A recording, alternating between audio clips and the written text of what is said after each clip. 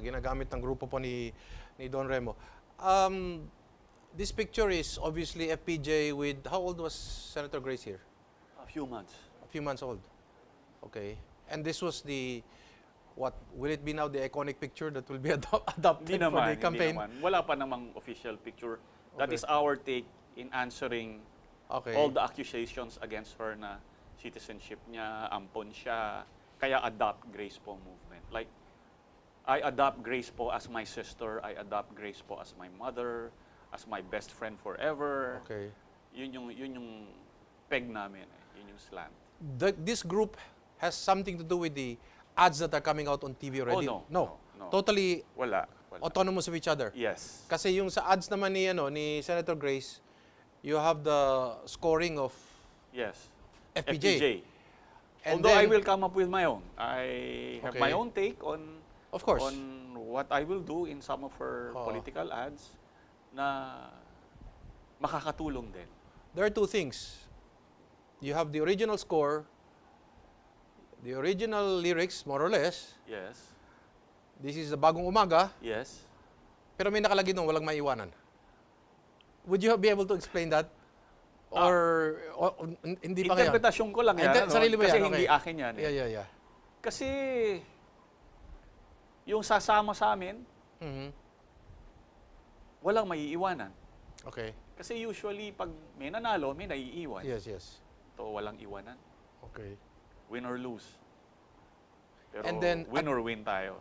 Adopt means, ang dapat kahit orphan lang, pwede talagang mangarap. Yes, That's what adopt means. Yes. Okay. Sa amin, that is what the acronym stands for. Bakit? Kasi porke ampon, hindi na pwedeng mangarap. Kasi hindi daw natin alam kung ano ang magulang. Okay. Nung kaklasiko yung nagsasalitang yan, ka-eskwela ko sa UP College of Law, parang nakalimutan niya that there is always a presumption na you are a natural born citizen of the country where you were found. Tapos mahirap din isipin siguro, I mean, just basic common sense. Kung anak ka ng foreigner, dalawang foreigner, hindi kayo iwan sa simbahan, di ba? One of them must be Mga anak ka pa rito, tapos iiwan ka. Iwan ka dito, no? It must be a Filipino. Yes. Okay. Yes. One of them must be Filipino, so obviously. Yes. Oo. Dito ka pa pinanganak, so that means, that solidifies siguro your... Hindi, wala lang talaga silang masabi na, na laban kay Grace po, kaya ganyan na lang yung ginagawa nila. Bangkarote ang pag-iisip kahit mag-mention pa ako ng pangalan Dahil masyado siyang sip-sip kay Mr. Palengke. Okay. So, kung ano-ano na lang ang sinasabi ni Congressman Erice. Okay. Okay. So, in this case, now you're saying, Don, if she decides to run for president, and if ever she wins, by God's grace, or by the intervention of the people of the Philippines, without the PICOs, this is one way of the Filipino expressing himself. Once again. Once again, in the sense that hindi man sila lumabas sa lansangan, wala mang dugong dumanak, pero ang Pilipino ay sa ganito mga bagay, hindi nakakalimot. Oo So, ipinapakita nila, ipinapadama nila kung ano yung dapat, kung ano yung dapat. Parang bumabawi sila. Oo Tama ba yun? Naniniwala ako dyan. Because there is no other way to explain her meteoric rise. Okay. Sa akin lang to, no? Ang pagpabor ng sambayanan kay Senator Grace goes beyond politics. Tingin ko mahal siya ng tao. Kahit saan siya pumunta, makikita mo, hindi yung paghanga, kundi pagmamahal ng sambayanang Pilipino. More than what the other candidates can probably achieve in their lifetime is the love and admiration of the Filipino people for FPJ, which then transcends FPJ. Na hindi ko naman sinasabing ipinamamana, pero yun yung nakikita ko kay Senator Grace. Yun ang nakikita ng karamihan, kaya mataas na mataas sa survey. Na yung huling balita ko 46. 46%. Balita lang naman. So, naniniwala ako doon.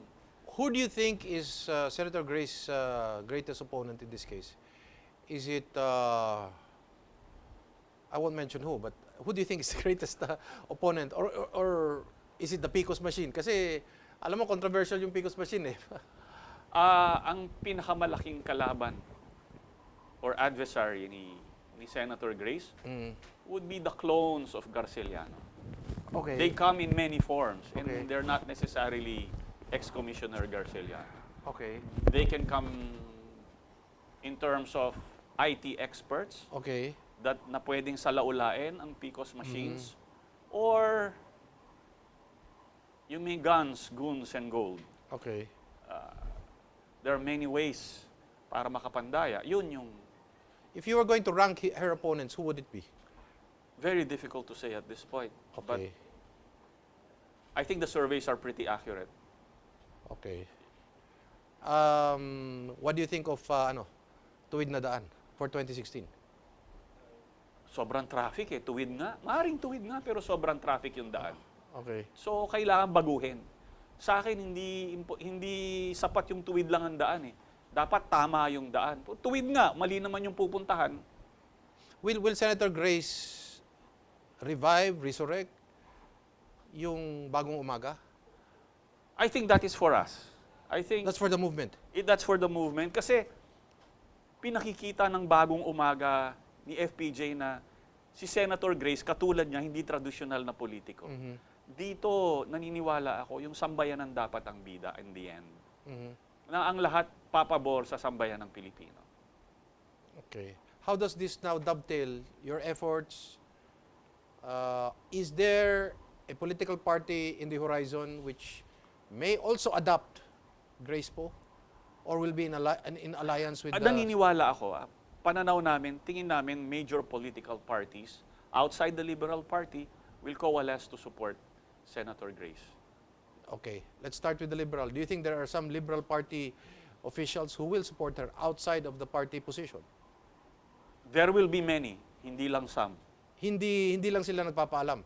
Hindi pa siguro. Hindi pa Pananaw ko nagpapasabi. lang yan. Oh, hindi pa nagsasabi. Naniniwala ako meron. Okay. Naniniwala ako na marami sa NPC ang susuporta. Nationalist People's Coalition. Sa NP, madami din. Meron Nandiyan na si din. Trillanes. Senator Trillanes is very vocal. Gusto niya mag-Vice President kay Senator Grace? Hindi naman. Very clear ang kanyang pronouncement na he wants to run as an independent Independent Vice President? presidential candidate. Yes. Presidential siya o Vice President? Vice presidential candidate. Okay. But ang ulo niya will be? Senator Grace. Si Senator Grace ang ulo niya? Yes. Naniniwala ako sa mga sinasabi niya. And how does that dovetail with also, or how is the NP reacting to that? Kung iba yung ulo nila, ang problema niyan, pag nag-coalesce ang NP, baka sa LP, like it might be Marrojas Cayetano, pagkatapos you have an independent.